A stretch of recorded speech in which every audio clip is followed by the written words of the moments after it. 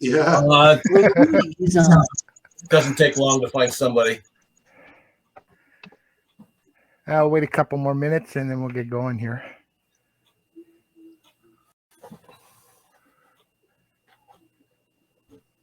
Hey, Rick, how's it going?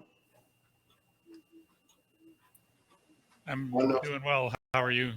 Good, good. Quite the aviation history you've got there. Yeah, well, no more so than some of the other guys in this group. It's pretty diverse, but yeah, it's an interesting bunch. Yeah, because I knew that you know there were amateur operators who were pilots, but I've never run across many of them. I ran into quite a few of them. I think the majority of the Kingston, the Carrick's group is flyers.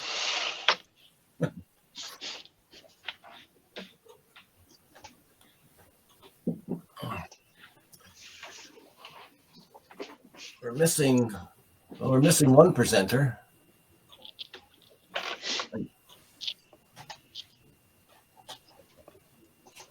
Who's that? Oh, Wayne. Yeah, still have Wayne. I was talking to him a little bit earlier today, so he hasn't forgotten. His hand said he's remembered.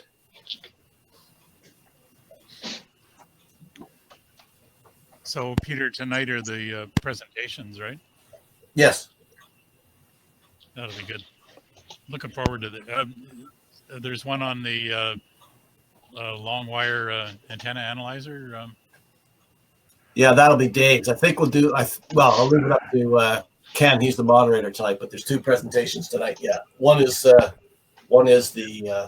long wire analysis. That'll be good. What you working on, Eric? He just put his head over somebody else's body. Funny. He's finally putting something together about 10 years ago.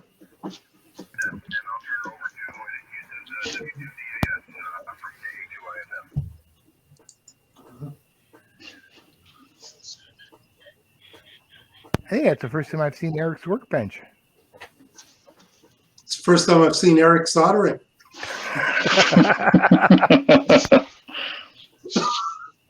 He looks so, technical. He hasn't faced this way. I'm telling you, it's not him. It's probably not. It's probably a mannequin. He's got some doppelganger, It's probably a chicken he put on an Eric outfit.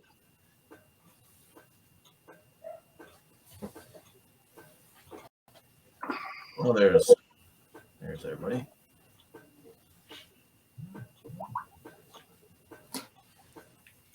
Okay. So Wayne's not here yet. Oh, there he is. There he is. Hi, Wayne. Okay, let's get going here. Welcome to our next session of our Wednesday meeting. First of all, happy belated birthday to Frank. So what's that make you, 22? 23? Well, I'm eligible for the first vaccine when it finally comes out. Oh, I thought you were going to say. If and when. He's 20 on a log scale. He's 22 solar cycles long.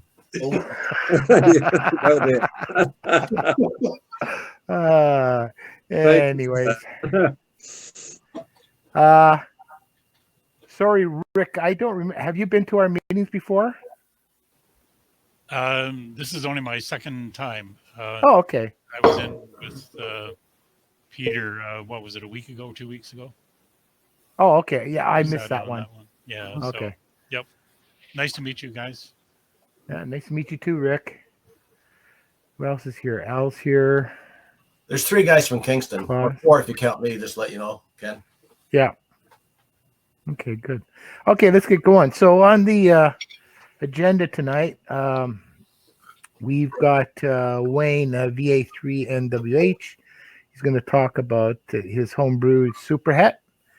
And then we're going to talk, Dave's going to give a presentation on his long wire antenna analysis utilizing Fornik 2 and reverse beacon. And if we have time, if Kevin could squeeze in a cool chip. And then if we have time towards the end, I'd like to talk verticals. I'm in the mood for a vertical of some kind. I'm getting sick and tired of dipoles and end feds and BS and all that crap. Anyways, so the floor is yours, Wayne. Mute.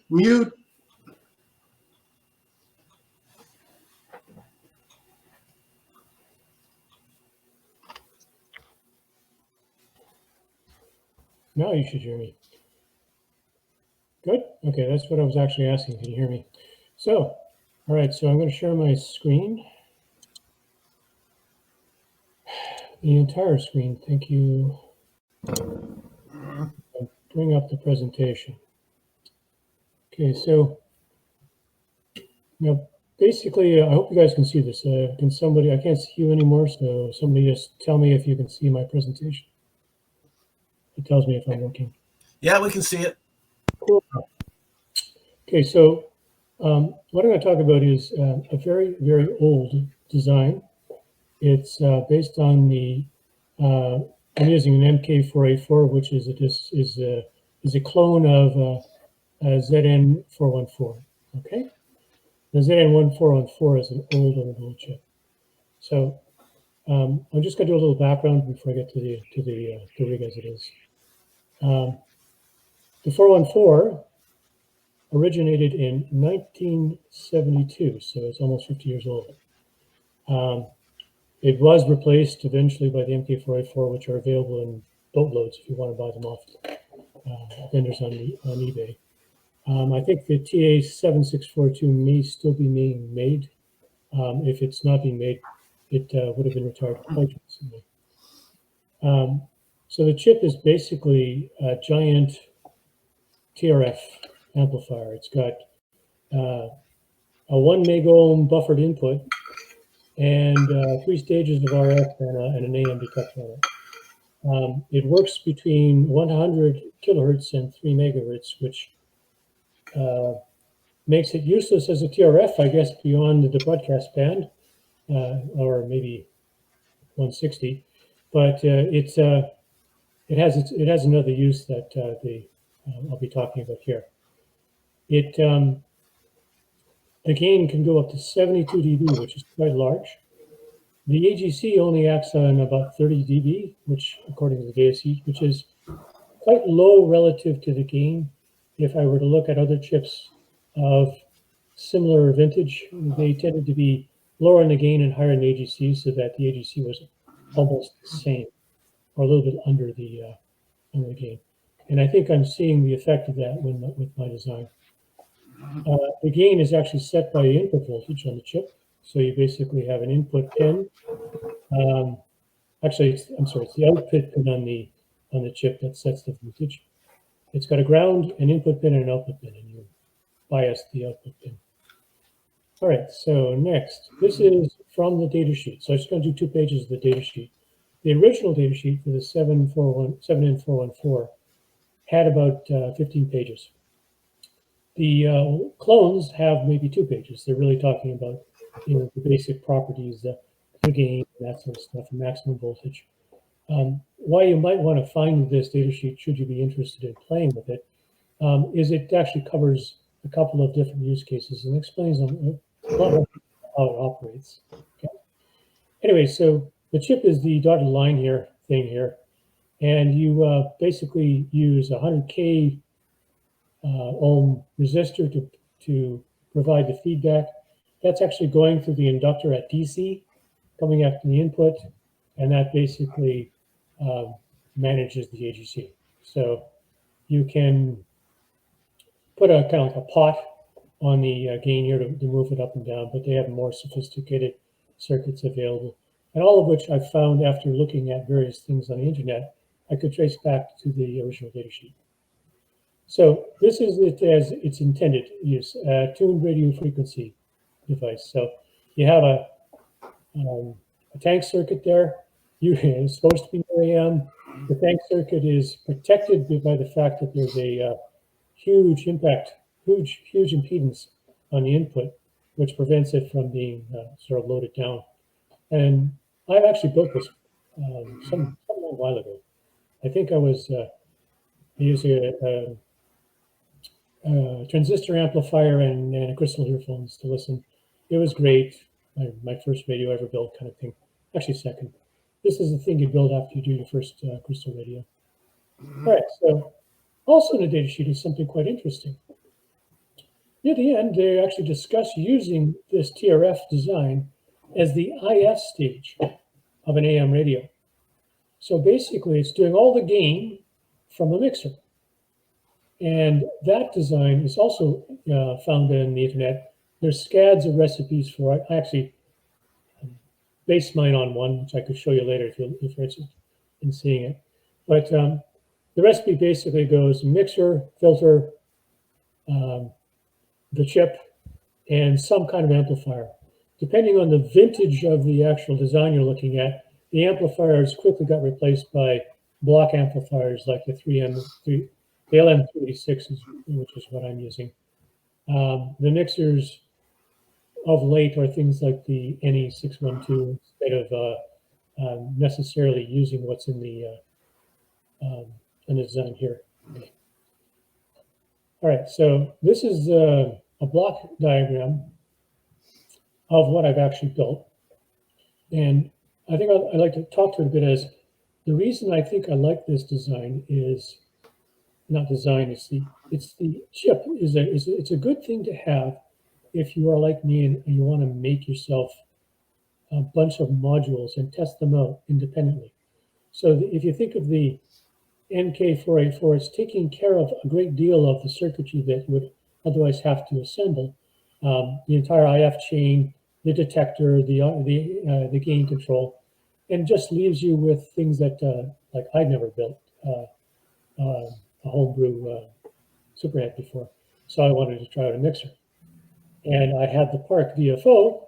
Nobody's using that yet, I can tell you. And I used that in this design.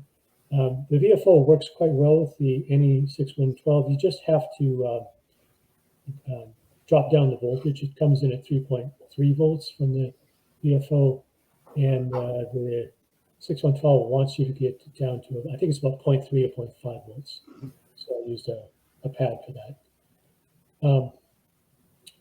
My design doesn't even have any bandpass filters in the front. It hears everything, including aliases. When I built it, I had an undetected error in my design for the biasing. I had built the thing on a breadboard, transferred it directly from the breadboard to the copper, which you'll see momentarily, and I wasn't really realizing that I wasn't getting the correct voltage off the MK484. It wasn't going high enough, so I wasn't getting enough gain. So I couldn't hear anything. So I quickly grabbed an amplifier I had built for some other project. It wasn't designed for this. And as it turned out, it doesn't actually work well with this, as you might well guess if you looked at the schematic. So I think that having the gain block in here was a mistake. I will reorganizing this thing once I rebuild the IF portion of it in a more block manner than I have here.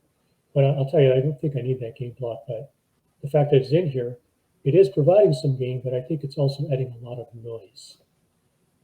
Okay, so the mixer is the NE612. My filter is a ceramic filter. It's a 6 kilohertz wide ceramic filter.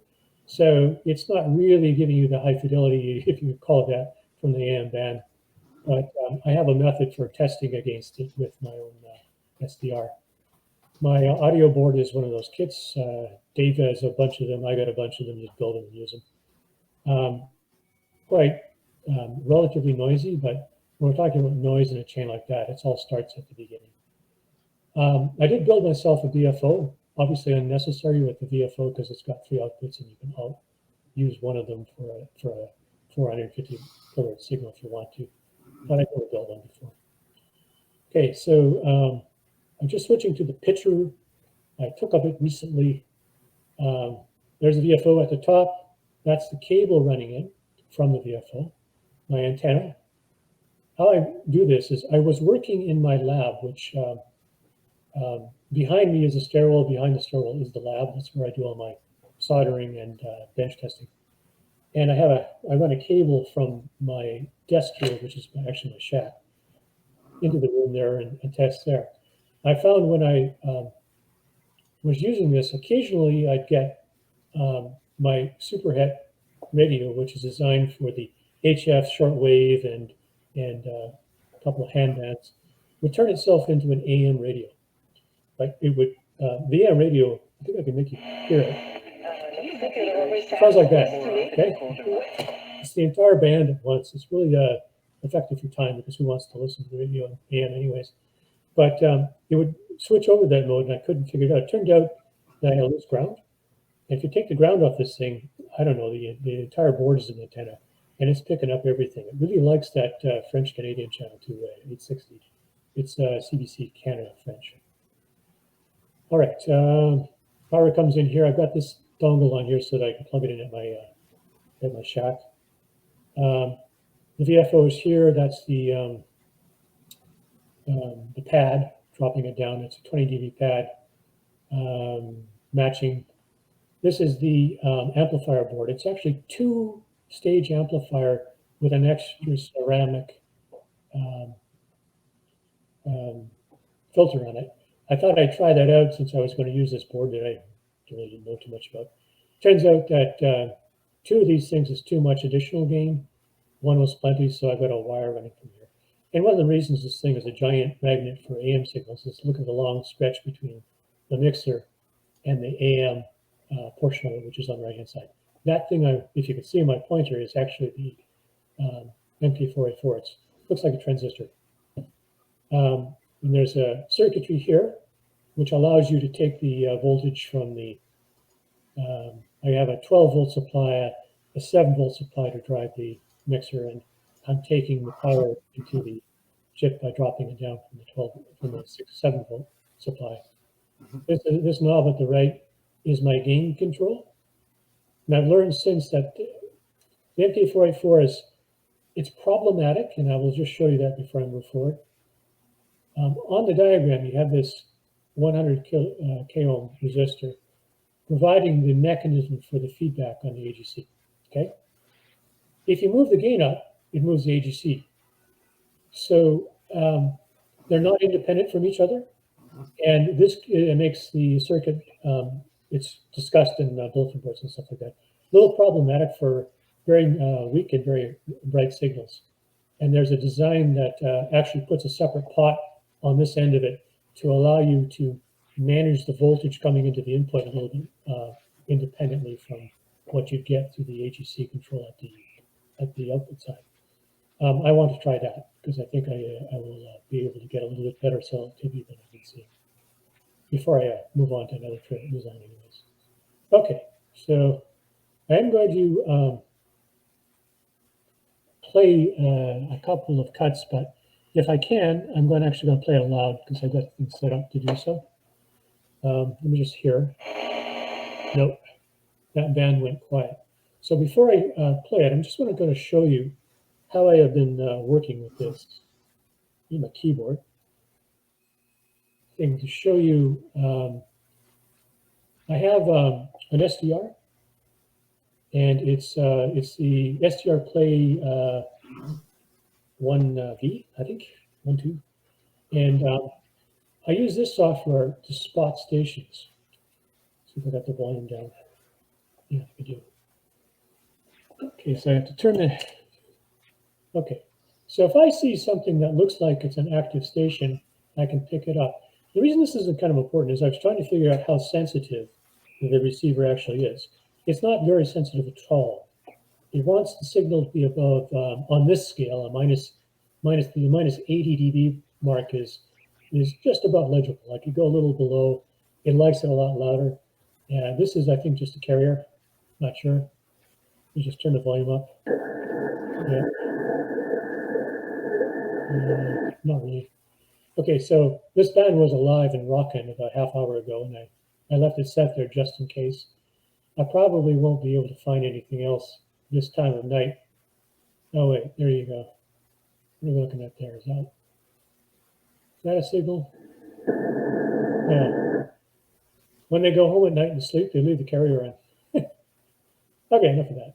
I won't worry about it. I'll play a couple of tidbits for you in a moment. What I have been doing with it already is, instead of rebuilding it as I should have, I just left it for the purposes of having something to show to you, because it'd be probably broken apart. What I wanted to do was use it with different types of front-end inputs. So in my case, I have kind of a gain problem. It's not normally considered to be too wise to throw too much RF gain at the front of a receiver, because that just is a good way to add more noise. But it's noisy already, so I didn't mind. I have a Cascode preamp. It's actually connected now.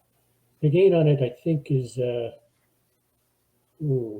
almost 12 dB at max. That's a pot there that I can crank up and down. I've got it currently set to max, but I don't need it at that point to give enough amplification. I'm finding using it, I can't actually pick up signals that I can't pick up without it. I still can't pick up signals that I could pick up. Sound better.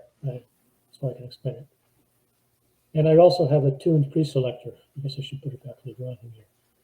So what this is a preselector with a tuned circuit. I'm using a Varactor to control it. The idea is, in a more productionized version of this thing, I'd have a Varactor tuner connected to an Arduino, which would also be driving the VFO. And this area here I'm calling a scratch pad is basically, I put 2 or 3 different transistor designs on it at various different amplifications connected directly to the preselector to play with them. Generally speaking, the preselector does do a job well, but you can't, I'm sorry, when I built it, I set the starting frequency kind of low, and the way a preselector will work is particularly with a single tuning circuit, it'll start sharp and get real rounded as you get, the Q goes down as you go in higher frequency. So you really want to get the lowest frequency as close as you can to whatever it is you want to listen to. I set it at 3 megahertz. If I am, a diehard shortwave radio person, it would be better if you started at about 5 megahertz, because that would have made the preselector relatively well selected right across the bands that I listen to. Let's listen a bit.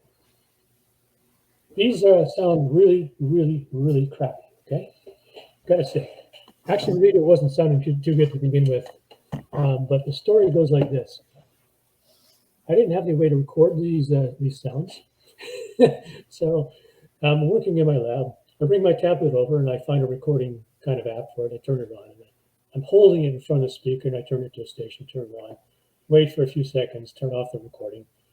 I did that a few times. And the recordings, the first recordings I got were really bad because I didn't know how to set up the recording to not, it was going too, the volume was too loud. I needed to tune it a bit. Anyways, most of the problem here is the stations have noise on them. When the noise is being recorded, the recording presents the noise as louder than you'd hear it at the original station. Then I transferred it to here, and I'm stuck it onto this presentation to show you. It's going to come out of my speaker, which is a cheap-ass little PC speaker. It's going to go into my microphone, which is connected to my camera, and it's going to sound even worse. So let's see. This one here is an AM band. Okay, turn over the page, if you would. I want to get straight through this. Page 5. At the top of page 5. I don't know how that sounded to you, but it sounded kind of okay on my end, but very noisy. What do I have here? Oh, I have some Spanish stuff.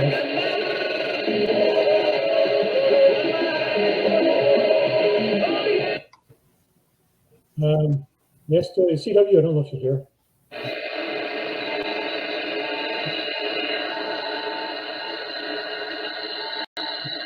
Okay, I mean, I can go on the SSB, that guy's talking.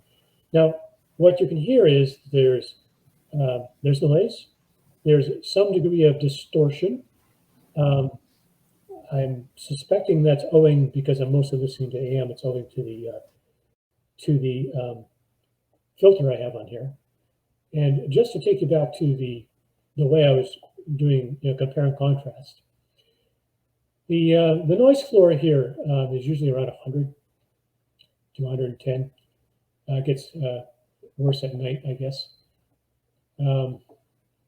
Anyways, the signals that the SDR rig can hear, it's my best rig, it'll hear anything practically, go right down to the noise floor, okay? So I need to be at least 10 dB or more above the noise floor to hear on this shortwave receiver. And I'm not sure if that is in fact inherent to the MK4A4 being an AM radio broadcast type thing, and they just didn't throw enough gain in it, but 70 dB sounds like a lot to me. And if you add to the fact that the audio amplifier is about 42 dB, if I crank it right up, that's a lot. Why are you there? I don't care. Go away. All right. So I was thinking that's probably caused by that hashy amplifier stuck in the middle, so I will be taking that one out. All right, so I don't know how long I've been, but I'm almost done. Back to the presentation. So what did I learn? The hand antenna thing here is if I just move my hand close enough to my thing, it switches back to receiving the entire broadcast band at once, which is kind of cool. And the French station dominates. I would say the HF sensitivity seems low. Maybe it's okay for it's on par with the chip. In my reading on other people's builds of these things when they're building the shortwave stuff, they don't talk to this. But then again, everybody's so excited that they can turn this TRF into a shortwave radio that I think it's just the amazement factor, and they're not really testing it very well. I assume that the gain block is contributing to the noise. I mean, the noise figure for the 612 is like 10 dB, so that's not very much. I don't have no idea what the noise figure is on my homemade Cascode amplifier, but I'm going to assume it's not very impressive. But still, I get stuff out of it. So what about? I also have a commercial low noise amplifier at 20 dB. That just doesn't work well here because it's too much amplification. And I have a 13 dB kit amp, and it's comparable to what I've got in circuit now. I just like my Cascode better. What did I find? Okay, so mistakes I made. There was a lot of problem for me in making the gain correct. In fact, I built the circuit a couple of times thinking, it must be crazy, and I just couldn't get it to work. I switched to a different design. So who's keeping my time here? Am I out of time now? If I do have time, I'll show the schematic. I just don't want to waste any more time here. No, I think you're okay. Okay, let me just bring it up. Yes, please. Okay, here's the schematic. No, I don't want to bring up the PCB. I don't have one. Bring this up, please. Go away. There we go. All right, so the 612, as I promised. This is the actual in-circuit amplifier. It's by no means matched, which of course means it's not delivering whatever it might deliver. And there's a insertion loss of about 10 dB according to a spec I found for this. I think it's for this. It's hard to tell. It's a Chinese-made clone. The actual design of the gain block is the power supply is pretty simple. What's going on is you are doing 4 diode lifts up to here, sets the top of a potentiometer, which I have the wiper connected to. So this can go from say 0 to, what is that, 2.4 volts. There's another diode drop here, which brings it down to 1.8-ish volts. And this has maybe a 0.3 milliamps going across it.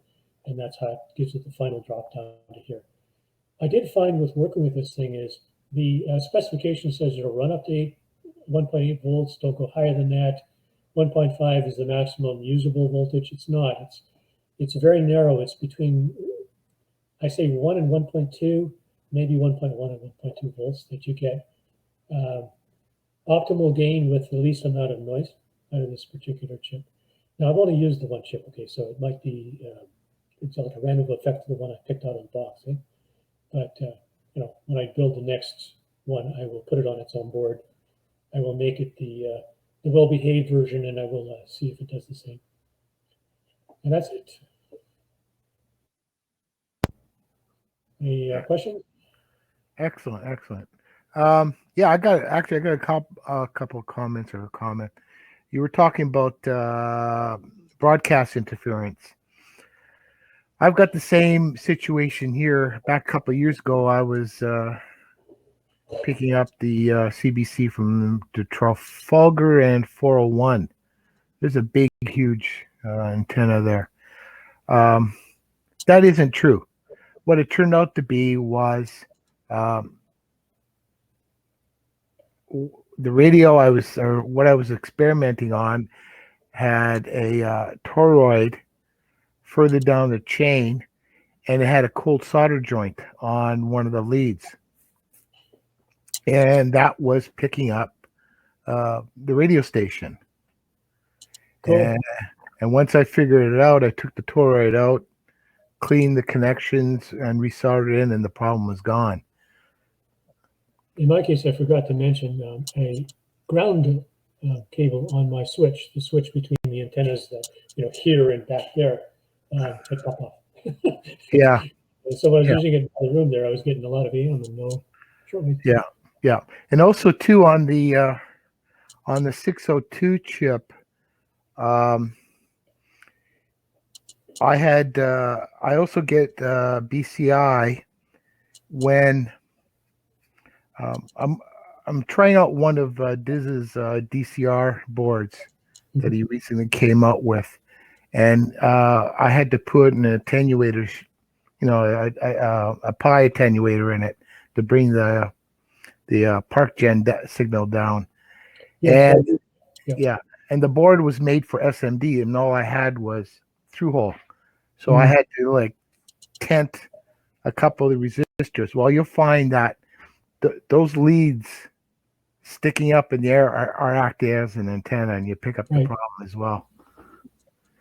And if you don't have if you don't have a proper VFO connection or a bad connection to the chip, you'll also pick up BCI. Yes, and of course, if you were looking at the picture of the board, I mean, it's got long leads everywhere. Yeah, I know that's bad. Yeah. I was just having fun tacking stuff on. I would tell you, it's a really good purpose. I do notice in addition, the VFO produces an audible click when you dial, right? You turn the knob and it makes a kind of noise, eh? And I wasn't certain. I've actually built a VFO based on the SI 5351, whatever, same chip. And I've had the same problem. That particular one was encased in a metal box, and I still was getting that kind of chop when I turned the knob on the rotary encoder. But very good. It's not really a pain. It's just it's good. It's just I don't know how it's getting the radio. If it's coming through the air, or coming through the coax. All right, excellent, excellent. Any questions? Any comments? Go ahead, Pete. Wayne, I'm wondering, are you going to continue to try to improve on this particular design? For example, maybe a new gain block in there to see if you can cure the noise, add a noise issue, or the filter, changing the filter to a different type, different size, or you've learned all you can off of this one and you're going to start with another complete different design, or what's your thoughts on that? I don't think I've given it a fair shake yet. I'm going to have to tear it apart and put it back together differently. I will build it again. The main thing that I did wrong with this is I started with the notion of being modular. You know, not necessarily 50 ohm terminations on both ends of every module I've got, because it may not make sense when you're going from the mixer to the filter stage. But I want them on separate boards, and I just basically, when I build this, I tacked the actual IF stage directly to my copper board, and I can't reuse it. You know, I'm going to have to build that again, and I can take the other two pieces off. I can try it without any amplification, just to see if it works well. I can add in one of the game blocks I've already got shown you. I could probably put it in the middle and try it out as well. I think Dave had his hand up too. Excellent. Okay, Dave, go ahead, Dave. Yeah, Wayne, on the 602, you got it connected directly to the ceramic filter. I was wondering, was there a reason you didn't do any impedance matching there? The ceramic filter is at it's either 1500 or 2000. I don't know what spec it is at. The 602 is 1500 ish. Yeah, so it was the same. That's interesting, because I've had a world of hurt trying to match, you know, the 602 to various things. But that's very clever. That's a pretty good a good design. The other question I had was around, you said you were using a BFO? I'm sorry, I'm using the PARC BFO, and I'm using it. No, BFO, beat frequency. Also, you had. Oh yeah, BFO, I and have, then, sorry. yeah, so you had two signal sources. One was the VFO, and then was a BFO, Bravo, Foxtrot, Oscar. That is correct. So Go ahead. I was just curious why you didn't use the PARC SIGGEN as your BFO. Never made a BFO before, man. Just wanted to try it. I knew I could use the extra. I could easily have just used the extra one, but I just wanted to try it. That's all. Yeah, because the SIGGEN's got 3 ports, and Right. you could put two. Two of them could be, one is you could take it down to 1.5 kilohertz, and you could go as high as 200 megahertz. So if you wanted to get a 455 kilohertz signal out of one port, you can, and you can also get like a 7 megahertz less the 455 megahertz IF, right? You could do that as well. Yes, I did know that. I just had the urge to build it. Okay, yeah, I just thought I'd throw it out there. It's a good point, because you got 3 of them coming out here. Yeah, it's just two. You have to share the same PLL, and so you got to make sure. I can't remember how it goes. I think 1 and 2 shares the same PLL, and then the port 3 has its own PLL. So if you want to have really far frequencies apart, you got to use 1 and 3. So it's in the manual. Yeah, it's 1 and 3 that share the synthesizer. Oh, is it 1 and 3? Okay, so All right, sorry, 1 and 2. 1 and 2. Okay, 1 and 2. Okay. No, but that's good, Wayne. That was very, very enjoyable, very creative. I enjoyed that. Thank you. Great, thank you. Peter? Go ahead, Peter. Yeah, I might have missed it. Well, I shouldn't say might have. I think I did. What was the reason for D3, 4, 5, and 6? I'm sorry. Oh, I'm sorry. If you okay, so I had a resistor from VCC, 4 diodes in a row to ground. Okay, the 4 diodes set up a 0.7-ish, 0.6-ish volt drop each. Multiply 4 by 0.7, 0.6, 2.4 volts. So that is a voltage reference. Okay, so it was just a known voltage drop you were after then. I built that because I spotted it online. You know, these things are all recipes, but I like that one because it's very intuitive to me because I understand voltage drops. Oh, Okay, any more questions or comments? Oh, good. Excellent, Wayne. Thank you very much. Welcome. Very enjoyable.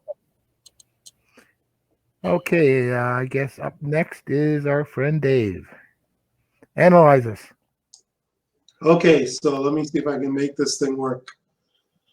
So, okay, so I need to go and share my screen.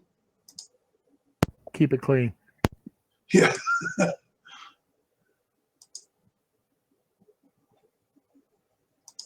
Okay, just to let everybody know, we've got 20 people in this meeting.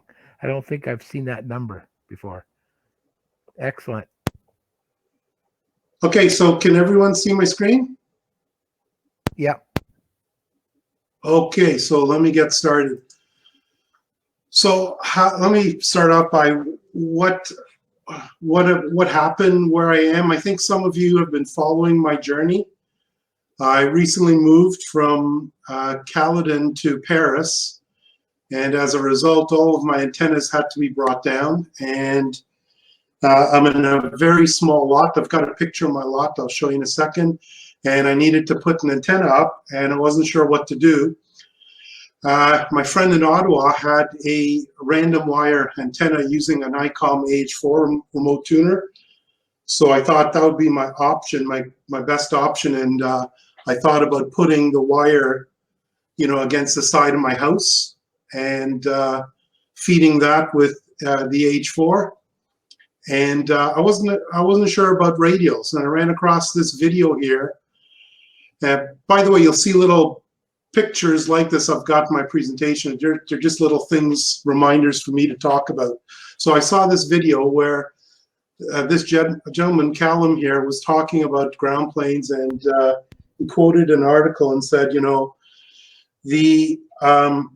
basically it's not entirely the length of the radials that are important, it's the number of wire that's in the ground. It's a total amount of copper. So I thought, okay, you know what, let me test this out. And so I couldn't strap it to the side of my house because it was winter and I couldn't brave, putting a ladder up. So I thought I'd put it on my wooden fence that goes around my yard, 6 feet in the ground. And I thought, well, okay, if it's a amount of copper, maybe I should just put some chicken wire as a ground plane. So I got 100 square feet of chicken wire, put it on the ground. I have to re-sod the backyard because long story, but I got to put sod down. So I thought, okay, great. I could put chicken wire down and put sod on top of that. So I talked about that in one of prior meetings, and there was comments about RF safety, about putting an antenna against the side of my house and cooking my child. So I thought, you know what, maybe I need to go and investigate RF safety. So that's what this talk is about. So I'm going to quote Charlie Morrison here. And basically Charlie says, at his presentations, he says, this is not a tutorial. It's a log of what I've done, right or wrong. So that's what this is. It's a log of what I've done. I'm not saying it's a tutorial, but what I'm trying to understand is how to identify RF energy to see whether I'm compliant with RF safety regulations. So I thought, you know what, instead of going through, because I got a lot of slides here, and I thought, let me give you the conclusion right up front, and then I'll go through my slides. This way, if you fall asleep, you're fresh now, you'll understand. So basically, I did my neck near field simulation. So from doing this, I now understand how to do near field analysis in 4NEC2. I also built a probe which I can measure RF energy with, and it's giving me comparable values to 4NEC2, which I was quite surprised. And the other thing is you also need to factor in attenuation for my walls, because there's brick and siding, and there's plywood and insulation and drywall, and all these things attenuate signals. And I've got a slide that shows you where there's been some studies where they've measured the attenuation. And also the other key thing is that when you're looking at your fields, there are 3 fields. There's X, Y, and Z. And the Z is typically going straight up. And so when the antenna is mounted at the top of my house, it's above my head, I don't have to worry about the Z field because that's radiating straight up. I only have to worry about my Y and EX field. I won't focus too much on the far field simulation, but I did do it. But what I found is the efficiency of the antenna is not that great, and not sure if it's because of my ground screen that I modeled, because I couldn't model it in terms of a screen, because the screen is 2 inches by 4 inch, and if I tried to model that neck, 4 neck 2 pukes because of the restriction on segment length versus wavelength. So I had to model 5 parallel wires, and maybe that is what's causing the efficiency to be low. In practice, the antenna works. I've made decent contacts. I actually participated in a PSK net with Carrick's a couple weeks ago and got some decent reports. So the antenna works. It is published. I'll show you in a second that it turns out that this antenna is a ARRL published antenna. So NEC says it's not very efficient, especially low frequencies, and so I need to go and play around with different antenna lengths and radials and stuff like that just to try and get the efficiency up. So when I got my H4 manual, it's interesting that it said you could use a copper screen, and it also says you could use a long wire. You could use a long wire as your counterpoise. As your ground plane. So I thought, oh, I'm on the right track. So as I said, this is not a unique antenna. This is, by the way, you'll see little references like this where I've got a little picture. That's the quote, that's from the book. So if you look at from that ARRL book, there's this antenna, which is exactly what I'm doing. It's an antenna mounted on top of a fence, but minus the counterpoise at the bottom of the fence. I've got a chicken wire ground plane. And then in that same book, it says when they talk about radio wires, they say hardware cloth and chicken wire are also quite effective. So I was smiling after I got this book and I read that and I thought, ooh, I'm on the right track. And sure enough, coming back to what Callum was saying about the length of the wires, same thing is echoed here. It's the total number of wires. So you can get half decent, efficiencies if you just focus on the total number of wires as opposed to the length. So here's my house. Here's the antenna layout I've got. My shack is at this corner of the house. This run is my coax. This is my antenna tuner at the side of the house, outside the house. And then I've got the antenna, which is shown in red, runs along the side of my house for a short distance. There's a fence that runs across here. Then it goes along this top of the fence, along the back, along here. Then it cuts across here. I've got a trellis at the back of the house. And so right now it runs right across the trellis. Now, keep in mind, this is a test antenna setup. This is not my permanent antenna setup. My permanent antenna setup will be against the side of my house. So right now, if you walk across the yard, you'll get clotheslined by this wire.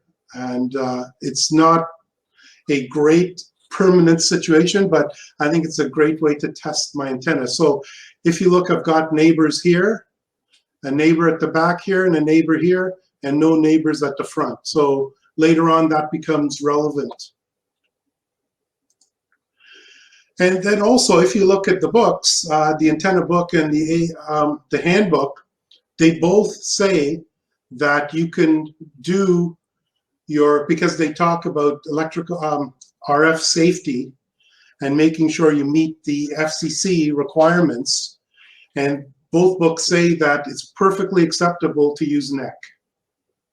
So I've got some quotes here. I won't read this, but if you want to find out about NEC, how it works, there's a chapter in the antenna book that talks about how NEC works.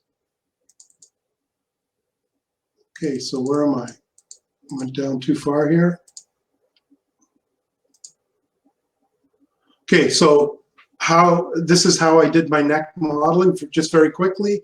This is not a neck tutorial, but I used 4NEC2, and it's a free program, has a large number of segments supported. Some of the other neck software, you get limited number of segments you have to pay to get it unlocked. And also 4NEC2's got a lot of really cool features. So this is based on these things called cards, which are like commands. It's a text file that when you create your antenna, it's just a bunch of these commands or cards that's in a file. And there are cards to define your wires and earth ground and matching network and all this sort of stuff. I always use auto segmentation. You'll see a lot of tutorials about neck telling you to go and make sure your segments are this size and it's got to be this length and blah, blah, blah. I don't bother doing that. I just turn on auto segmentation and 4NEC does it for me, and I go to bed at night. So just a brief, I think you guys should all understand the difference between near and far fields, but let me just, bring it home in terms of what, I'll quote the antenna handbook here. And if you want to really understand how near fields and far fields work and why they're separated, I encourage you to go look at Dave Jones's video. He's got a video on near and far fields, and he does a fantastic job. I watched that, and I now understand why it's separated. But basically, the near field is less than about 2 wavelengths. I think 4NEC2 uses 1 wavelength. It calls that as near field.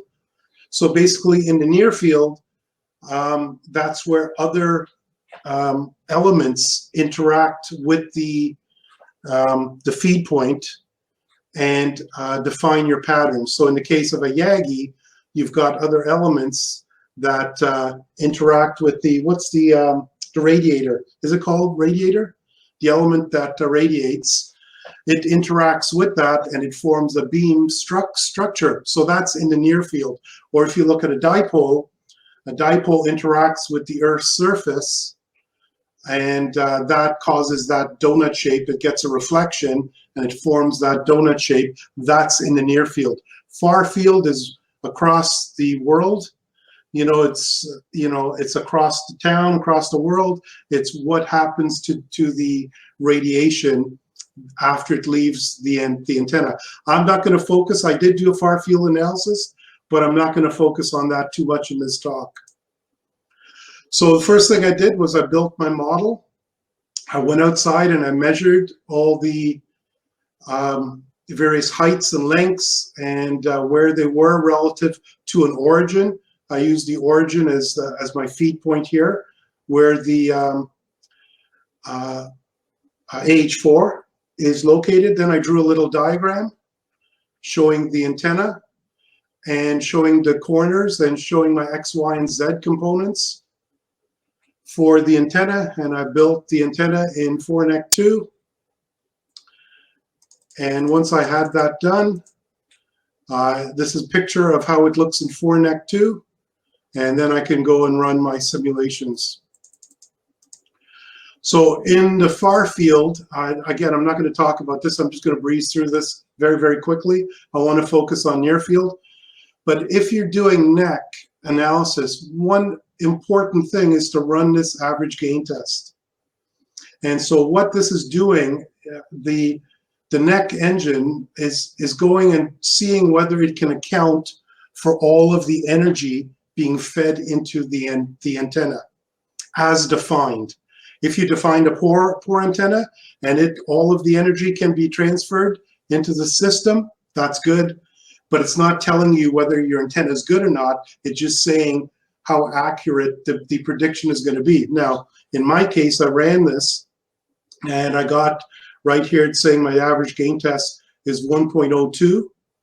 And there's a little chart here that says from 0.95 to 105, and I'm right in that spot. It says the model is highly accurate.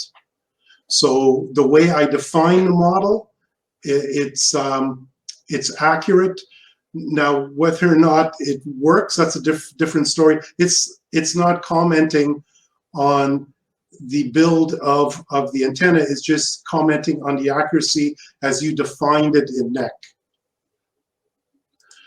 So basically, to do my far field analysis, I did some reverse beacon tests, and I presented this before. And what I did was I plotted them. I took the azimuth, and I did have this scaled by distance to me. So I'm located here at the origin, and all these spots are located around here. And so then I went to 4NEC, and I generated my far field pattern, and I plotted it, and I didn't have enough points and to do this, but I looked at SWR. And the other thing which is important is the efficiency. So there are two efficiencies given here. And Danger Will Robinson here, this is my understanding.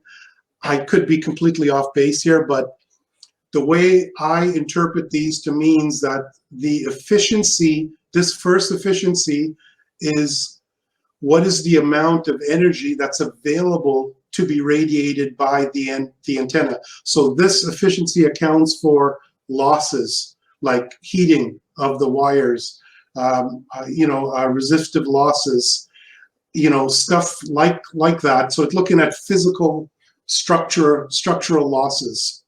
Okay. The other efficiency is telling you out of that energy what is actually radiated by the antenna.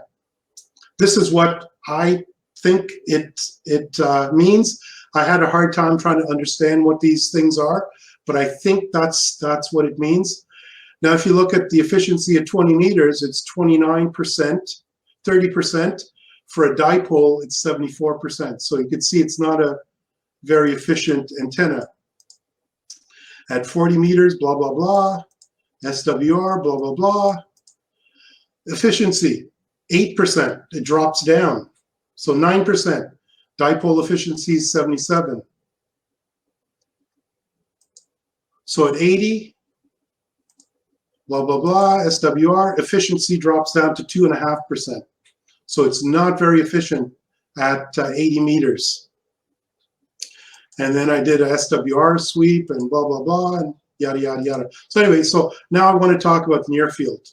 This is what I want to focus on. So the units, when you do a near field analysis, you're dealing with units. There's an electric field, and it's given in volts per meter. And basically what that is, if you had 2 points a meter apart and you had 1 volt potential difference between those 2 points, that's 1 volt meter. For magnetic field, it's measured in amp meters. So if you have 1 amp flowing through 1 meter, 1 amp of magnetic current flowing through 1 meter, that's 1 amp meter. So think of it as a toroid of 1 meter circumference, and you've got 1 amp circulating in the core of that toroid because of a magnetic field, then that's 1 amp meter. Okay, if you go to safety code 6, which is Health Canada, they said in the near, I found safety code 6 to be to be difficult to read, and you almost need a PhD to understand this crap. But they say in the near field zone, you have to measure both electric magnetic fields. Then it goes on and says there's no simple way to measure magnetic field, so hence measure electric field. Why even bother saying you got to measure electric and magnetic fields then, when afterwards you're going to say electric field shall be used? And I think this is probably because of at certain frequencies, especially lower frequencies, you may not have a commercially available product to measure magnetic field. So in that case, use electric field.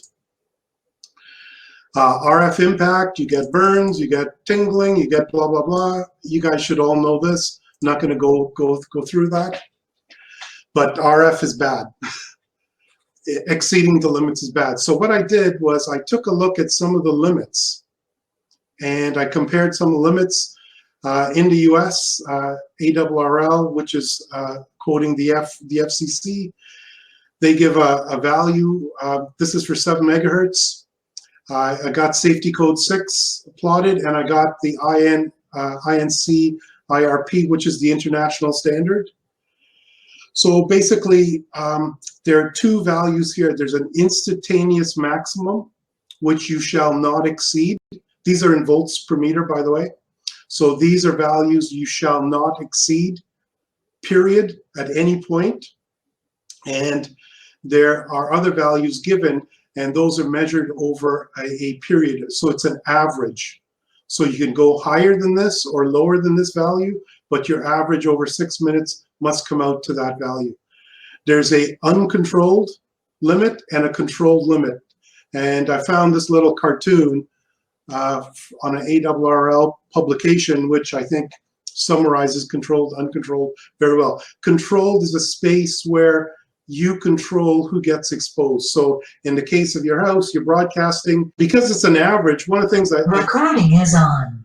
What I thought of is that, okay, well, if it's an average, I can go up to the maximum. In the case of, say, the controlled, the maximum is 170, the average is 72. It's an average over 6 minutes. So how long can I run that maximum for?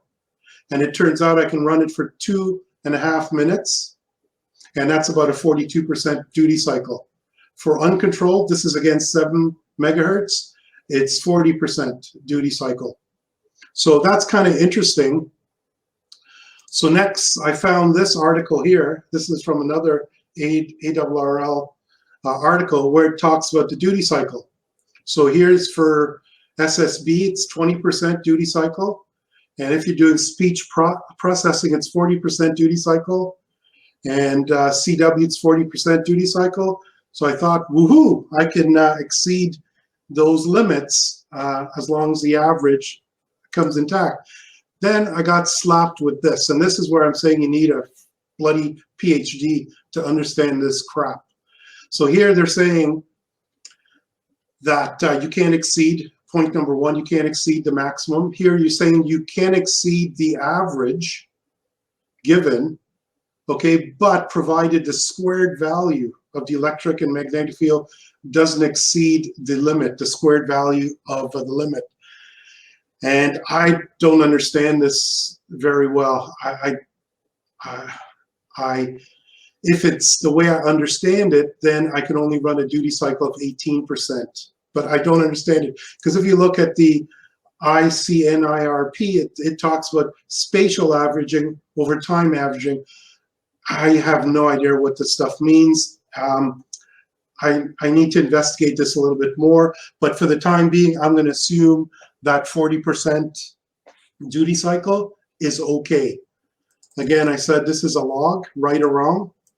So here's my near field analysis. So the way you do your near field analysis in Fornec, you select near field, you go in and you select over what range you want to do your analysis. If you hit the test button here, it goes and it calculates the range for you across your antenna. The step size is your resolution.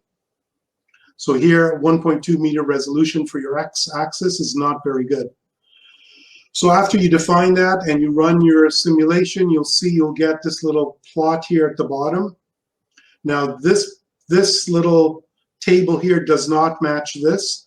I purposely chose a different table here because this is showing you that you can actually do a point source. So for example, I chose 1 point in my x-axis, 1 point in my z-axis, and I varied it from 0 to 2 meters at 1 millimeter step size. So I got a very, very small, very good resolution.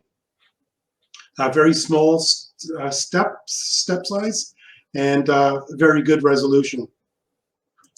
So now right here, you have to take this with a grain of salt. That's my little grain of salt indicator. I made a mistake here. I used 7 megahertz for the 80 meters and for 20 meters, which is incorrect. So these numbers you have to take with a grain of salt. But I think it's the process here. Again, this is not a tutorial, it's a log. So if you take those numbers for safety code 6 and you say, okay, for uncontrolled, now uncontrolled is on this side of the antenna. This is where my neighbors are at. So from here, can you guys see my cursor okay here? Yes, we can. Okay, so from here, inside here, all this is controlled. Outside here, here, and here is uncontrolled. So in these regions, I have to use the uncontrolled limit. So here I found at 2.7 feet, I am at the uncontrolled of 83 volts per meter. At this corner, I'm at 1.9 feet. Here I'm at 0.9 feet inside, you know, within 1.5 feet, I'm okay. So now the other. Dave, can I ask you a quick question right there? Because I'll forget it by the time we get to the end. Can you go back to that slide? Sure. Okay, so are you saying like the slide where your cursor is now, where you got the 2.7 there? Yep. Are you saying that 2.7 feet away from the antenna, or 2.7 feet away from the edge of your property? Well, it's same because the antenna runs along the edge of my property. Okay. So that means if you're outside 2.7 feet of the fence, then you're safe. Then you're 100% safe. At 2.7 feet, I would have to do my duty cycle. Okay, okay, I got you. Thank you. Right? Yep. So now this 4NEC2 can give you a different style plot where it's actually, instead of doing this type of a heat map, where you could see the resolution here, it's giving you the colors. I should explain this. It's giving you the resolution of the colors here. And so it's telling you that, for example, a green is around 38 volt meters. So anything that's green, anything that's orange is around, you know, 148 to 210 volt meters. So the other type of plot is a line plot that you can generate. So now this plot here is the plot along the antenna that's running in this direction here. So it's along this wire. So I'm a bird and I'm sitting on top of the fence. I'm sitting right on the wire. This is what I would see if I'm sitting along this wire and I walk along the wire. So here's the X. This is along the X-axis. It's a fixed Y distance, and it's a fixed Z. It's the height of the antenna. So I'm a bird or I'm a bug, and I'm walking along the antenna. This is what I would see. First observation, look at the Z field, which is green. Huge, 800 volt meters. That's what's going straight up. The next field contribution is the Y field, which makes sense, is coming off of the antenna. And that you're seeing about 300. You're seeing almost half, under half of the total field you're seeing. And then X has got next to nothing. Okay, so if you now take a look at this fence, this antenna, and I move off here, and I do an analysis along a line that's 1.9 feet away from this antenna, okay, what does my field look like?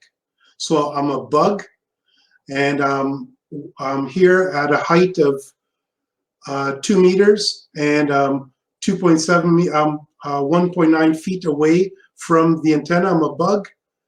I'm a fly, and I'm flying along here. This is what I would see. So if you look here, the total now is 83. So I'm within the spec. Now again, take this with a grain of salt. This is at 80 meters. So at 80 meters, the limits are higher, but let's just assume this is 7 megahertz. So here I would be perfectly legal. I'd be within the 83 maximum, right? And if you take a look, it's purely the Y field here. The Z field is next to nothing because I'm off of the Z axis. So the interesting thing is, if I go in this antenna handbook, it says to use this RF safety calculator. And so if I run this, look at the distances here. It comes back to exactly what I'm finding. So, you know, 4NEC2 is saying about 2.1 feet. Okay, it was 2.1-ish feet. I'm okay for uncontrolled. And it was about 1.3 feet for controlled. ARRL saying it's 2.5 feet. This should be feet. Oops. And ARRL calculator here is saying it's 2.5 feet and it's 1.1 feet. Now, the interesting thing is the exposure limits for the States and for Canada are different. So it's kind of curious that these are aligning. So I don't know if this is just a fluke or if there's something here in the background, you know, that's that I don't understand. So the other thing here is to look at is the drop off. If you look at the drop off of the antenna, so this plot is against this wire here. If you look at on this side of the wire is uncontrolled. So if you look at the drop off here to drop off to the uncontrolled limit, that's about 0.5 meter, less than 0.5 meter. And on the side of the house, the drop off to the controlled limit is less than, it's about 1/4 meter, not even 1/4 meter. So the drop off for these things, you can see it drops off very, very rapidly. Same thing here, you could see the same, this is doing the same analysis here. It's showing you the drop off. For uncontrolled, it's about 0.5 meter, right? Maybe a little bit smaller than 0.5 meter. And so this is what I was alluding to. So once I mount this at the side of my house, not only would I have the sharp drop off, but also I'd also have attenuation from building materials. There is if you guys are familiar with NIST, NIST publishes these attenuation charts. However, the bad news is it's from 500 megahertz to 2 gig, so it doesn't include RF. But at 500 megahertz, there is there is an attenuation for brick. This is for brick. So even at HF, there is some attenuation for brick. I don't know what it is, but it's certainly not going to be zero. Same thing for plywood. If you look at plywood, it's a lot smaller. Each of these lines are for different thickness bricks and plywood. So, you know, against my house, I will get some benefit from the attenuation of building materials. So next, I turned my attention to measuring.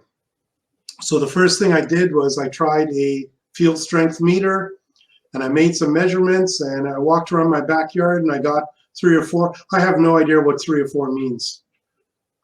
I think these are all just relative to each other. So this is giving you, it's not giving you an absolute number, it's giving you a relative number, so it's totally useless. Next, I thought, okay, let me put a little rubber duck antenna on my spectrum analyzer and make some measurements, and I did that, and again, the numbers just didn't make sense. But the interesting thing is I tried at different powers and different distances, and it agrees. So if you look at half power, it drops down 3 dB, which is what you would expect. If I drop from 100 watts to 5 watts, it's 11 dB. If it was 10 watts, it would be 10 dB. So that makes sense. So these deltas do make sense. And if I go out 6 feet from here and I look at the half watts, it's still 3 dB down and 11 dB down. So it's making sense, the relative measurements. However, the absolute value is meaningless, because I tried calculating the power density, it just doesn't work out. So I ran across this. It's called antenna factor. So basically what this is telling you how efficient your antenna is at receiving signals. So it's basically, on a per frequency basis, and it's telling you what the electric field is. So if your receiver measures a certain voltage from the antenna, you apply the antenna factor, and this is giving you your E field strength. So once I ran across that, I thought, woohoo. I talked to Peter, a friend at Signalant. What's the guy's name? Jason. Is it Jason? Yeah. Yes, it is. Yeah, I spoke to Jason, and he confirmed this. He said, absolutely. That rubber duck antenna, you got to find the antenna factor for it. If you could find the antenna factor for it, you can make this measurement. So another way of looking at antenna factor, let's just say your E field is 100 carats. I've got a 40-meter dipole. This is a 40-meter RF signal coming in. Got a 40-meter dipole, and I got a 2-meter whip. Okay, let's just say my antenna factor for my dipole is 20. By the way, the lower antenna factor means the better the antenna. Higher it is, the worse the antenna is. So it means that, okay, I've got 100 carats hitting this dipole, 100 carats hitting this 2-meter whip. I've got an antenna factor of 90. This means I'll only see 10 carats measured on my spectrum analyzer 80, because 80 plus 20 equals 100. So you could think of the antenna factor as your correction factor. How many carats are you missing? So then I stumbled across this by pure accident. This guy's site, VK10D, Owen Duffy, he did extensive measurements measuring near field, measuring field strengths. And he built this antenna here, and he formed calculators to actually calculate the antenna factor based on a loop. So I went ahead and I built his antenna. I remember last time, I was talking about walking around my backyard with a white cross. Here you go. So, Welcome to the clan. Because you can't see the wire, and I'm walking around my backyard carrying this around. Everyone, we've got the KKK here, you know. Anyway, so I also made a 1-meter version, so it's 1 meter of wire going around here, and this is 2.6 meters going around. I remember last week I asked about last session I asked about the toroid, the balun here, and so it's a balun. It's a balanced to unbalanced. So it's just converting a balanced signal to an unbalanced signal. And this feeds to my SA. So I only have a couple more slides to go, so just bear with me a little while longer. I hope you guys are enjoying this.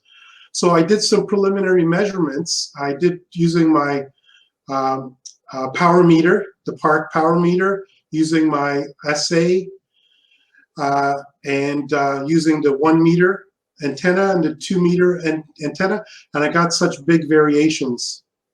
But at least the 1-meter antenna seemed to be within the same ballpark. And so something was off here. So I wasn't quite sure what's going on. So I made some more measurements, and I thought, okay, let me compare this with NEC. So this is not a grain of salt. This is actually 7.1 megahertz. So this is using the actual calculation from NEC. I measured the fields here for certain distances here, and I plotted the field here, and I plotted what the measurement is using my PARC power meter, the SA, for the 1-meter antenna, 2-meter, 2.6 meter antenna. And if you look, you check out that the 1-meter antenna is quite close to what NEC predicts. So I was quite pleased with that. But why did the 1-meter antenna work and the 2.6 meter antenna didn't work? So this is now me speculating. Okay, there's something called antenna aperture, or it's the effective area of an antenna. So if you're a bug and you're on top of a signal that's coming into an antenna, you're riding that antenna. If you've got a non-resonant antenna, you'd see like a house door. But if you're coming in and you're going to hit a resonant antenna, you'll see a barn door. More of the energy gets captured by the barn door, less energy gets captured by the door. So that's what kind of antenna aperture is about. So that made me start thinking, okay, what about the aperture? Like, so my 1 meter antenna, if I look at a 1 meter sort of aperture, that's not the aperture. But if I look at the physical size of my antenna, and I say the 1 meter kind of in quotes aperture, you know, that's the radius of the energy it's going to pick up. Here's a 2.6 meter antenna. It's going to pick up a lot more. So it's going to average all this energy out. Hence, I get an inaccurate result. Speculating here. This is just my naive explanation here. So I think the reason why the 1 meter antenna works better because it's smaller. And so I can precisely get the field better. So with that, I did a more detailed comparison with the 1 meter antenna, more accurate measurements, and you can see they're aligned. This measurement here is using a RF meter I bought, an EMF meter I bought. And when I'm really close to the antenna, it's crap. But as I get away from the antenna, it's actually pretty reasonable. I'm getting pretty reasonable results. So that's it. So in conclusion, here's my conclusion slide, and that's it. So any questions? Woohoo! Good job. Good job. It was very, Dave, it's Howard. It was a very good presentation. I enjoyed that. I just have a question in terms of interpreting or correcting a particular result. Does the software provide any mechanism to amend the geometry of the antenna to see how that changes, or do you have to start from square one? Okay, do you mean the, let me stop sharing, my screen stopped sharing, right? Okay, are you talking about the Owen Duffy calculator, or are you talking about 4NEC 2? 4NEC 2, sorry. No, 4NEC 2 is, you just have to redefine your antenna. There's nothing to go in there and change. The antenna is the antenna. The only thing you can go and change is the physical layout of your antenna. The antenna model. That's what I thought. So Dave, you started out when you first started talking about this, thinking about the safety in your house and irradiating people in the house while you're on the air. So this 40% duty cycle, does that mean, I think what that means is you can run 40% of the time on and off kind of thing, as long as right. Well, right? So what does that say? What are you thinking now about how safe is it for people in the house? Is it okay? Well, I think couple things, couple observations. One, don't quote me on that 40%, because as you saw in the note, the safety code 6 note about you have to use the square of your fields. So there is some duty cycle you can run. What it is, I don't know. I think it's 40%, but it could be as low as like 20%, right? But what it means in terms of my house is that because, number one, the antenna is above my head, and the main contribution is from the Z field, okay, what's actually coming into the house is above my head, okay, it's coming down on an angle. It has to go through building materials, so there's going to be some attenuation. Mm-hmm. It's over the Y field, so which means within the bedroom where this is running on top, I think it's going to be perfectly safe. I don't have to duty cycle it. Mm-hmm. Okay, thanks. Go ahead, Al. Turn my mic on. Just one quick question, Dave. Your Z-axis, assuming that everything goes up, doesn't everything as well go down? Have we overlooked something?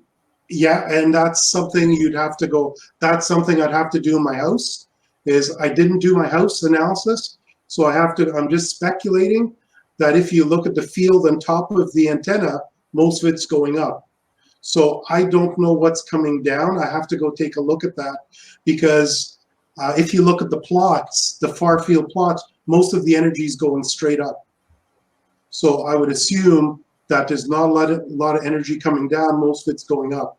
But I'm speculating. I have to go and do the work. I have to switch now, model the antenna along the house, and actually look at it inside the house where occupants are going to be to see if it is in fact safe. The good news is, at least I understand how to do it now.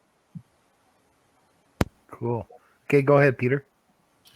So Dave, just to confirm then, when you're doing all your measurements outside the house, you weren't curious enough just to make a quick measurement inside the house? Well, it doesn't matter because I'm not going to be running this antenna. This is a test antenna. No, I know that. I just thought maybe you might got curious. No, But- okay. But Peter, it's like 20 feet, 25 feet inside the house. If it's safe within 2 or 3 feet, at 20 feet, it's going to be really safe. So I don't have to worry about inside my house. Yeah, okay, I got you. Okay. Yeah, it's only when the antenna is on, actually physically attached to my house, that's when I got to worry about what's being radiated into my house. Just as a follow-up, so your testing showing right now that was it? Maybe I got it wrong, but 2.7 feet away, then you're safe.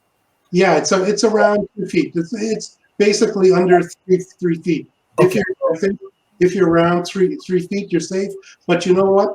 I think that's kind of common sense because way back when I presented this, I think Kevin was saying, oh, probably 3 feet away, 4 feet away, you're safe. So that's kind of common sense. The antenna, where I'm going with it then is moving your antenna up close to the house. Then is hope that there's enough attenuation factor with brick and drywall that absorbs the 3 feet, as well as distance. Because don't forget, you've now got a hypotenuse. It's not a straight line. It's not if the house is here, I'm standing here, the antenna's here, the radiation has to come down to me. That's what I can't remember who. That's what Al was saying. Yeah. The Z axis, right? So if the antenna's here, some Z is going to come down. There's going to get some energy down. There's going to be Y coming out. So hence it's going to come down and it's going to hit the person standing there. So I have to now look at the Z component coming down inside the house, right? But at least I understand the physics. I understand what needs to be done. Now I can tackle the house. Okay, go ahead, Rick. Yeah, I was just going to say, Dave, it's an impressive presentation, and you've done a lot with 4NEC2, way more than I ever got into. I suspect that the reason that it shows so much energy being radiated in the Z field is because of the physical layout of your antenna.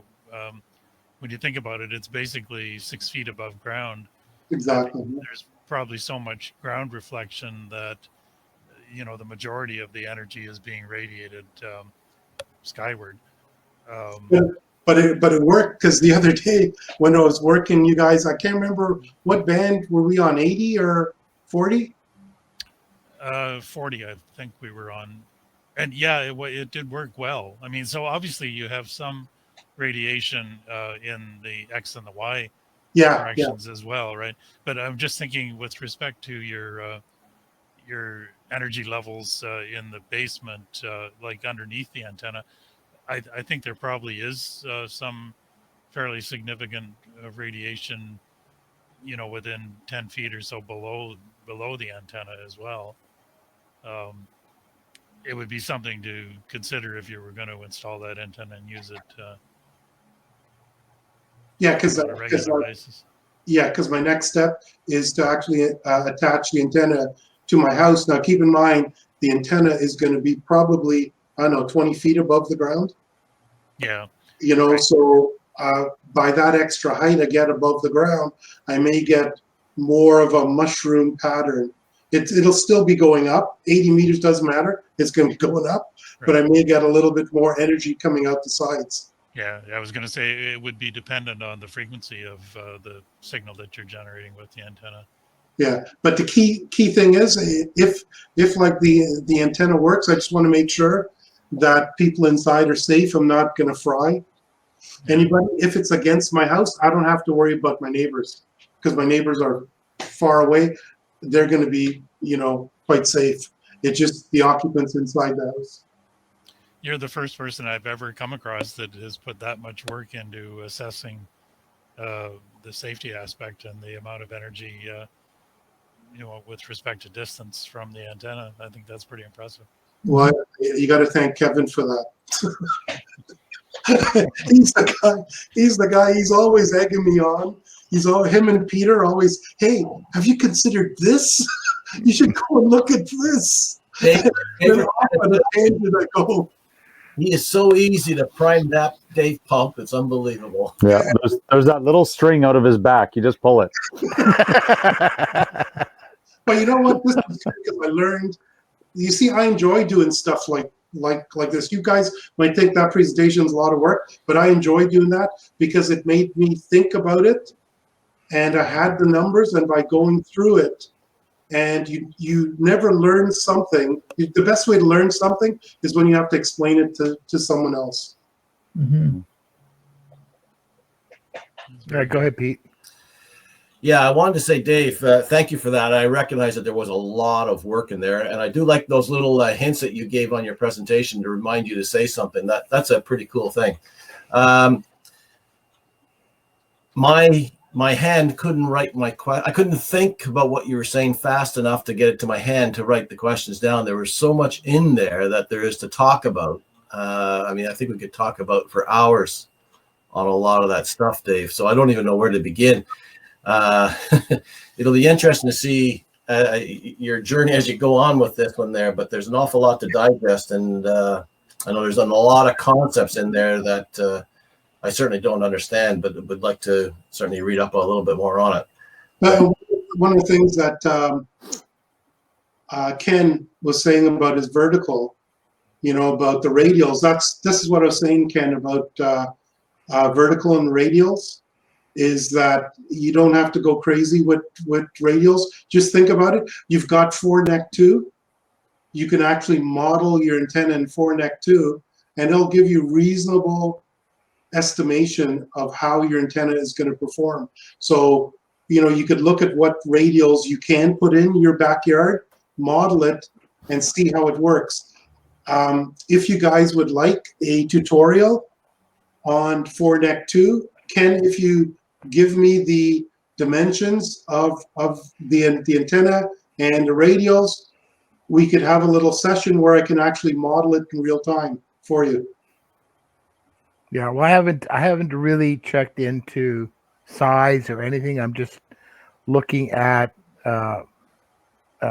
monoband on the ground and raised, and multiple band on the ground and raised.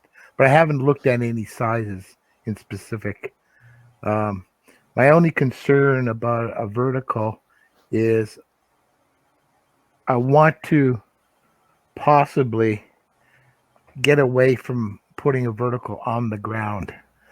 Raising it up a quarter wave, you can get away with a 3 or a 4 line ground plane to work with the vertical, but the efficiency is not as good as it is on the ground. See, but that's what I'm saying. And if you look at that guy Callum's videos, he's got about 4 videos on just radials, where he talks about the physics of radials, and he does calculations with them, and he shows you how it performs. But I think that's the power of using 4-neck-2. You could take a look and you could model it with raised radials and radials on the ground, and you could try 4, you could try 2, try 1 radial, and you can compare it and see how it performs. Yeah, well, I'm not at that stage yet to build or design or try anything yet. You won't believe the number of videos I've watched over the last 3 weeks. And actually, if I wanted to build one, I could just use one of Owen Duffy's designs. I think Howard had his hand up. Yeah, thanks, Ken. Just a quick Another quick question, Dave. During your research into this, did you come across any generic antenna designs that are designed to focus the energy away from a particular area, sort of like a plug and play design? You mean like for front to back ratio, get like a gain, like Yeah. a direction antenna? Yeah. Yeah, you could. I didn't look at it because I can't really do that in my yard. But you can get what are they called? Where you got coaxial dipoles, and you could basically use two dipoles, and you could direct energy towards this. It's just basically a 2-element Yagi. I see. Yeah. Right, and there are other design. You could do like a Moxon type antenna. The other thing is I've got an attic, and I finally went up the attic, took a look at it, and so I could put a folded dipole up there if I was going to do that. Ken, one of the things I was looking at doing is doing a terminated folded dipole. Yeah, I was reading that too. Yeah, and that you could put that in an attic, and I've seen videos of people doing that, and they got pretty good results. So, but again, for Neck 2, you could model that. Right, thanks. Because if you look, I don't know if you can see this, I've got a little diagram here of my attic space, and I've got calculations here of runs, how the wire's going to run. And so one of the things I was looking at is that should I just abandon this whole house wire around the outside, just put it in my attic and just radiate my wife. Okay, go ahead, Pete. No, that was a mistake. Speaking of, where's the hand?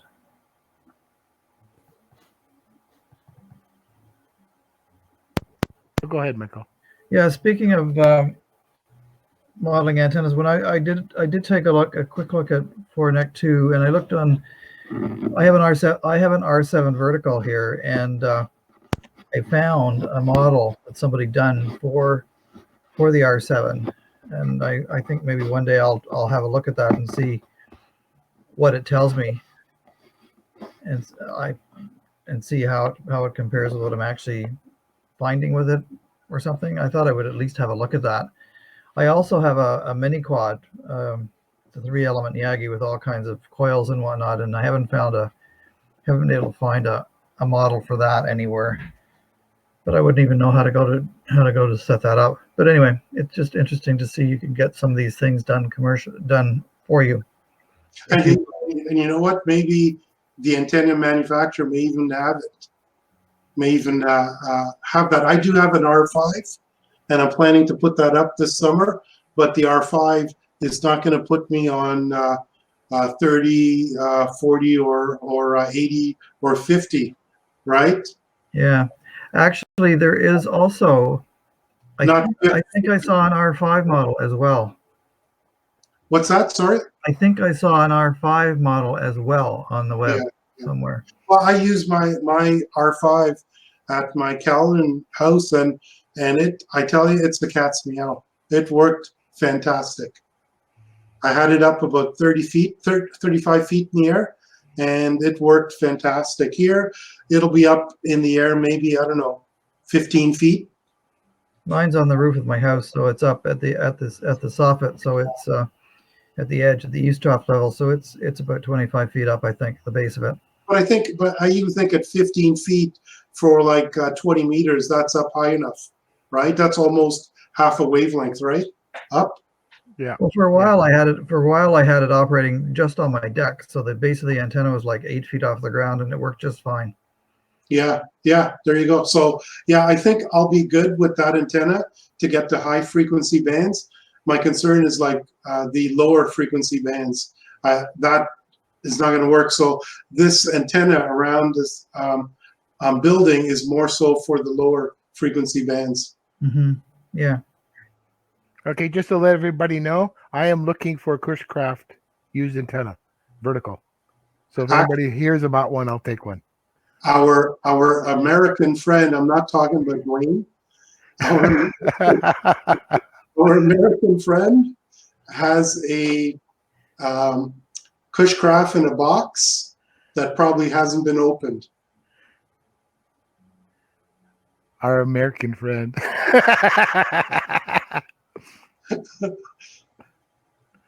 Okay, go ahead, Pete. Dave, I have an R5, and I just loaded up on 30 meters anyways. It works fine. It works on 30? What about not 40 and below, right? Well, you can try it on 40. You won't get far, but but 30 meters, just to give you an idea. I only need Hawaii for worked all states. On 30 meters? On 30 meters. Really? Okay, Yeah. that's good. Good to know. I've never tried it on 30 meters. Good to know. Okay. Now you were saying too that in your situation, most of the energy is going up in the Z. Yeah. So because of verticals, especially when they're ground mounted, have a very low angle. So most of the energy, or if not all the energy, is coming off the side. Yeah, but they've got resonant radials, right? Yeah. I've got chicken wire. Yeah. But still, like a vertical is radiating off the side, not straight up. Yeah, yeah. So if you look at the lobe pattern, it's like a donut, basically. Yeah, but you got the radials, and your radials are actually, it's like a quarter wave whip, right? Yeah. Yeah. So if a person was worried about that radiation, then probably be better off putting it up high in the air, because all your energy is going to be coming off the sides. You'll get some absorbed by the ground, but not as much as it would be on the ground. How are you going to do elevated radials though, Ken? There's there's quite a few examples on the net. I think even Owen Duffy has an example. But how high up your radial is going to be? I was looking at one where the base of the vertical was at, I think, 12 feet above ground, and there was 4 radials, and they had to slope down at the, I think, 40 or 45 degree angle. Now, they don't have to go straight out. They can be dog-tailed around corners and stuff. Yeah, it's like that. Like, what's that antenna with the radials that drop down? Not a disco. What is it? A disco? Where the radials drop down and it lowers it? Yeah. 50 they drop down from a top point, and then they go to like a circular pattern around the base.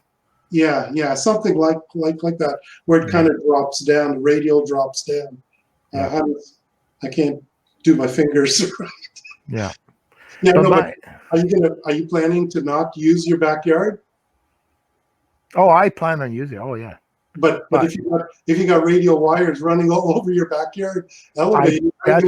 That's what I'm trying to avoid, is putting a vertical on the ground. But if it's on the ground, you could put the radials in the grass. You got those Radio World, DX Engineering sells the ground stakes. They're biodegradable. Yeah. Pound it in the ground. Yeah. Well, I'm gonna look at all the situations. Like I said, I'm not at that point where I'm ready to design or build anything. I'm just reading up on information. There is an antenna I saw. I can't remember what it's called. Where it doesn't need any radials. Well, that's what a Cushcraft is. There's no radials. Yeah. And I think it's probably like a 5/8 wavelength, and because I think with a 5/8 you don't need radials, I believe. Yeah, something like that. Halfway. Right. Yeah. So, but the problem is it's supposed to be multi-band, so I don't understand how that works without radials. I think just because of the wavelength, it doesn't require it. It's not as efficient, from what I understand, but it's still working. Now, one thing I got to point out, after all the reading I've been doing, just because you're getting a 1.2 SWR doesn't mean your power is going up into the sky. That's right. That's right. It's going Ground. You get one to one, right? Yeah. So yeah, absolutely, 100%. But my backyard is very similar to Dave's, except I don't have that back right corner area there, and it's almost impossible to hang a 40-meter dipole. I don't want any traps because there's too much loss in traps. I have no trees whatsoever. Nothing to hang on. All my property's in the front of the house. So let me just show you this plot here. This is one thing that Foreneck does, which is very good. So it shows you your SWR, which you're absolutely right, Ken, it's meaningless. It's an indicator that it could be resonant, but it's not. So this is across the board. A multiband, you could see it's resonant around 4 megahertz. It's got a dip in SWR, but what is an indicator of resonance is if you look at your impedance. The complex, the imaginary component. Red is imaginary, blue is real. Anytime your imaginary it drops to 0, which is this line here, it means that's a point of resonance. Now, if you look at that, that corresponds to that dip here. And the same thing if you look at the phase. So this is the complex impedance and the phase angle. So once the phase crosses 0, that's also another indicator that the antenna is resonant. So using Foreneck 2, you can find what frequency your antenna is resonant at for that design, provided your model is accurate. Yeah. There was another article I was reading. Somebody was checking on, I think it was a butternut vertical or one of these other ones, and their claim is 1.2 across all the bands, whatever. This guy did an investigation and he found out through measurement that only 13% of the energy was being radiated. Yeah. So what's the point? So all these claims that these manufacturers say 1.2 across the band or whatever, they don't tell you that the bottom line is that not all the energy or a large amount of the energy is going into the sky. It's going into your ground. Yes, yeah. And then if you got metal objects, close by, that's going to absorb a lot too. And the other thing you got to think about too is another reason I want to look at an elevated vertical is because once you start moving it up to a quarter wavelength from the ground, your impedance gets closer to 50 ohms. And putting ground plane wires on, say I've seen 2, 3, 4. When you get that angle down to around 40%, you're very, very close to 50 ohms. Yeah. Jen, you had a couple of hands up. Yeah, sorry. I just remind you, if you guys put your hand up, do it several times because it just flashes on my screen and I sometimes can't catch it. Okay, who's going to go? Well, Drew had his hand up a bit earlier and then Rick. Okay, go ahead, Drew. Oh, okay. Well, actually, I think my question's been answered, but I wanted to know how you modeled the automatic antenna tuner in NEC. And that was, I guess, for a tutorial on NEC more than anything else. Yeah, that Foreneck can model. It can actually do a calculation and tell you what your inductance and capacitive needs to be to tune it to, say, 50 ohms. It does have that feature, how to do it. I have done it, but I haven't done it in years. But you can do it. And you can also model your tuner as well. You could put in what the inductive load and what the capacitive, not load, but the inductor and capacitor is, whether it's in series, parallel, and you model that at your feed point, and it'll take that into consideration when it does its simulation. You can also model a load coil. So you could put it like if you've got a, what are they called? Traps? Yeah. You know, you've got your antenna and you've got a trap. So you could model that trap. And you could put that in the wire and you could model that trap and then it'll simulate with it. And I've done that as well. But I did that years and years ago. I haven't done it. I'd have to go back and play around how to do it. But yeah, it could do it. It could. And that's what I was saying. Fortnect 2 has got a whole bunch of these cool little features. It's got the, Michael talked a little bit about it during his talk. It's got the optimization.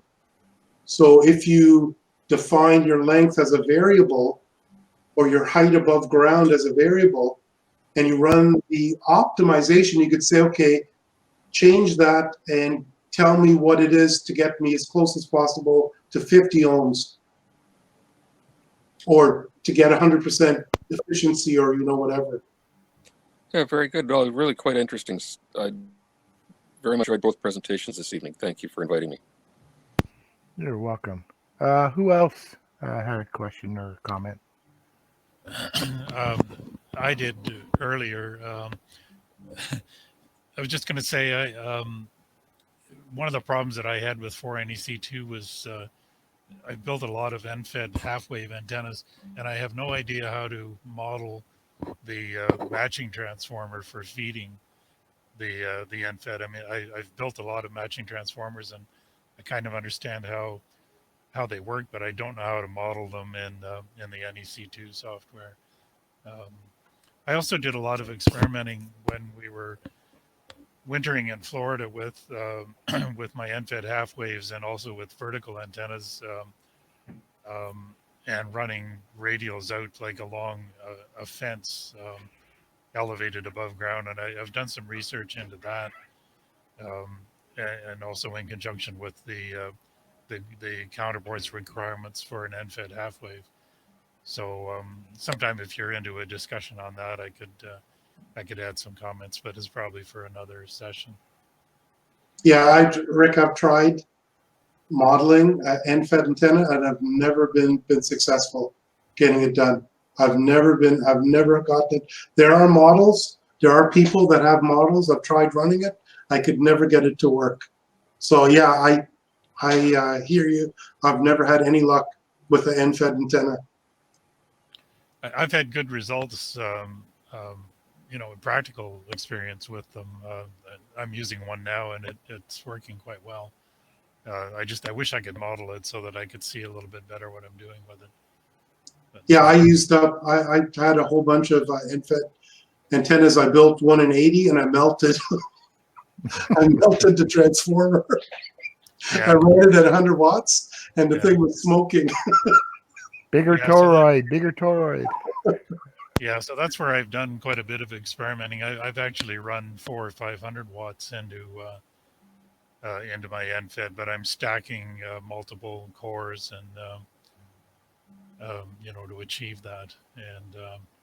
And the grounding issues with respect to an end-fed, a half-wave end-fed, the grounding issues are very interesting. And the Cushcraft R5 and the R8, those antennas are essentially half-wave verticals, right? So the interesting thing there is that the ground requirements at the half-wave frequencies the grounding requirement becomes minimal.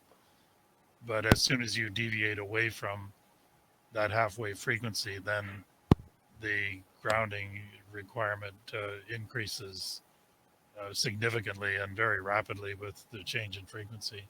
And that's where the efficiency drops off, right? Yeah, then Rick, if you did a half-wave end-fed, you wouldn't need a counterpoise then, right? Wouldn't you? Yeah, and that's the way it actually works out. I mean, if you're operating exactly at the half wave frequency, there's very little current at the end of the antenna. And the one thing that I discovered, and it was a significant piece of information, was that the grounding requirement is proportional to the amount of current at the feed point of the antenna. So the beauty of the end-fed half wave is that there's very minimal current at the feed point. It's all voltage, which also means that the ground current requirements are minimal. But as I say, as you move away from the half wave frequency, that all changes very rapidly, and then the grounding requirement becomes an issue. And if you don't have adequate grounding, then the efficiency drops off. It's all it all makes sense to me, but only in a generic sort of fashion. I don't understand the mathematics and the modeling of it very well. That's kind of very interesting, because if you look at how Owen Duffy also calculates antenna factor for some of his antennas, is he models it in 4nec2, and he gets 4nec2 to estimate the current, and he assumes a 50 ohm load, and he's able to determine what the antenna factor is based on a ratio of that. And he does that. He does his calculation with his spreadsheet, and they come out very, very close. So it sounds right that, you know, the current in the antenna is what's going to drive, I guess, how well it's going to work at the feed point, what that feed point is going to look like, right? Or what you need to put at that feed point to dissipate the current. Right. Yeah. Okay. I think Hassan had his hand up. Yeah, just a comment for Rick. If 4nec can give you the complex impedance of the antenna, and I think it also draws a Smith chart, couldn't you use that to design your transformer? I guess you could. To be honest, I don't understand the use of the Smith chart very well. I've simply taken sort of basic information about what the typical impedance is at the feed point of a half wave end-fed, and designed the matching transformers accordingly. And I've figured out how the turns ratio on that works to achieve a transformation ratio for the impedance. So I've got that working reasonably well. I just because I don't know how to model the matching transformer, I can't really use the NEC software to give me antenna radiation patterns and that kind of thing. My end-fed half wave that I'm using now is actually kind of an inverted L configuration, and it is an 80 meter half wave end-fed, but I have no idea what the pattern is like, and really no way to model it. And I'm just not very good with that stuff, I'm afraid. I've actually got two questions. Hassan, you finished? Yeah, I'm finished. Okay, I got two questions. One, Rick, would the matching transformer impact the radiation pattern? Does it matter? Because I think the matching transformer is more so for the transmitter to make sure maximum power is getting to the antenna. It doesn't matter what your matching transformer is. The antenna is the antenna. It's going to radiate. Yeah, exactly. I don't think the matching transformer really has any effect on the radiation pattern. That's simply the physical arrangement of the antenna layout. The matching transformer is just an impedance matching device to a typical end-fed is around 2,000 to 3,500 ohms impedance at the end where you're trying to feed it. So obviously with a 50 ohm output from the transmitter, you need to convert that, 2,500 ohms to 50. So that's the whole purpose of the matching transformer, is just to give you a reasonably efficient transformation ratio so that you get a a fairly low SWR right. transmitter on those halfwave frequencies. Yeah, the second thing I wanted to say is that because 4NEC2, I don't think it models a transformer. It models a pi matching network. It models a network, a matching network. I think it's either a T or a pi. So it's not actually modeling a transformer. Right. Yeah. So, and that, I think that's the issue, because if you look at an end-fed antenna, it's actually a transformer. It's not a pi network, right?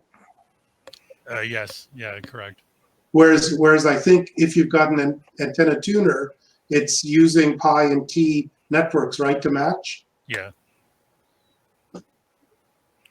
Simulate a match. Okay. Anybody else have? Sure. Anybody else have a comment or question or anything?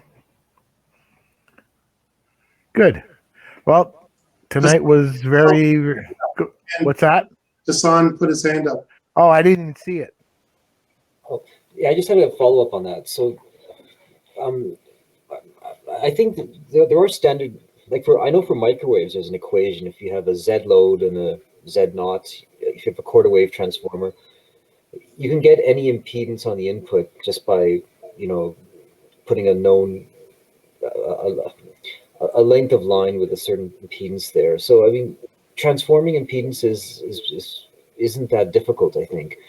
If you use a Smith chart, you just have to kind of plot your impedance on the chart, and then you rotate it downwards until it's on the x-axis, which is the real impedance line. Imaginary is 0. And so, I mean, it's not, I don't think, it's not that difficult, though I don't know how to do it. I haven't done it in 20 years. The way to think about it is, if you've got your antenna and it's all resonant in that, and then someone goes and sticks an oil drum next to one end with it full of magnetic material or something, and it just pulls the current waveform out of phase.